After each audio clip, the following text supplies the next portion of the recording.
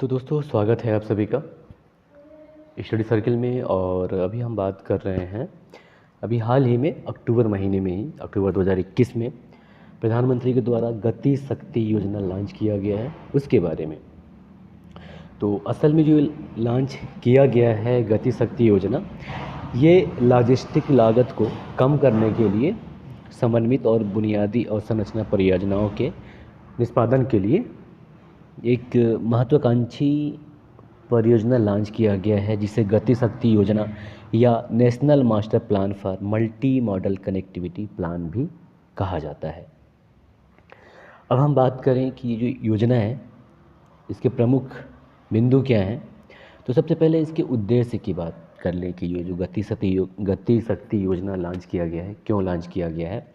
तो देखिए क्या है, ज़मीनी स्तर पर काम में तेज़ी लाने के लिए, साथ ही साथ लागत में कमी करने के लिए और रोज़गार पैदा करने पर ध्यान देने के साथ साथ आगामी 4 वर्षों में यानी कि 2024 से 25 तक बुनियादी और संरचना परियोजनाओं की एकीकृत योजना और कार्यान्वयन को सुनिश्चित करने के लिए गति शक्ति योजना को लॉन्च किया गया है। इसके अलावा ये जो गति शक्ति योजना है, इसके तहत वर्ष 2019 में एक जो योजना शुरू की गई थी जिसका नाम था राष्ट्रीय अवसंरचना पाइपलाइन, जो कि 110 लाख करोड़ रुपए में जिसको लॉन्च किया गया था, उसको भी इसमें शामिल किया जाएगा गति शक्ति योजना में।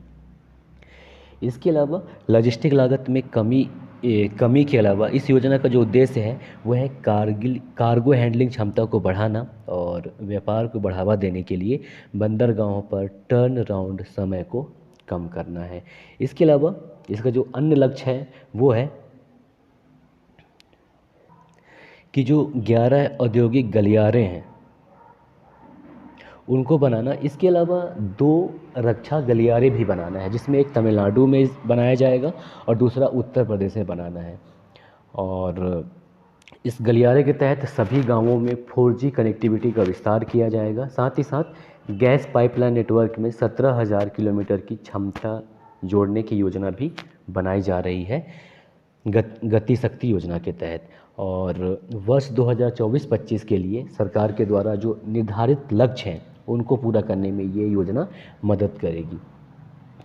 और जो योजना रखा गया है गति शक्ति योजना के तहत सरकार के द्वारा वो है कि राष्ट्रीय राजमार्ग नेटवर्क की लंबाई को 2 लाख किलोमीटर तक विस्तारित करना है। इसके अलावा 200 से अधिक नए हवाई अड्डों का, हेलीपोर्ट और वाटर एरोड्रम का निर्माण करना भी गति शक्ति योजना में शामिल है।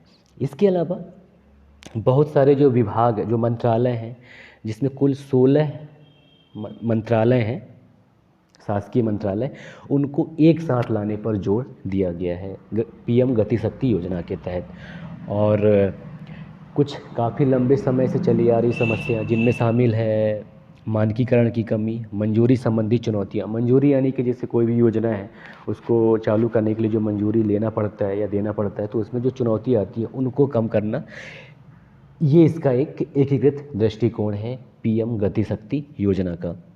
और इसके अलावा गति शक्ति डिजिटल प्लेटफॉर्म भी बनाया गया है। इसमें एक अम्ब्रेला प्लेटफॉर्म का निर्माण किया जाएगा, जिसके माध्यम से जितने भी मंत्रालय हैं या जो विभाग हैं उनके बीच वास्तविक समय पर कोऑर्डिनेशन यानी समन्वय के माध्यम से बुनियादी अवसंरचना परियोजनाओं का निर्माण करके उनको प्रभावी तरीके से लागू करने का काम किया जाएगा।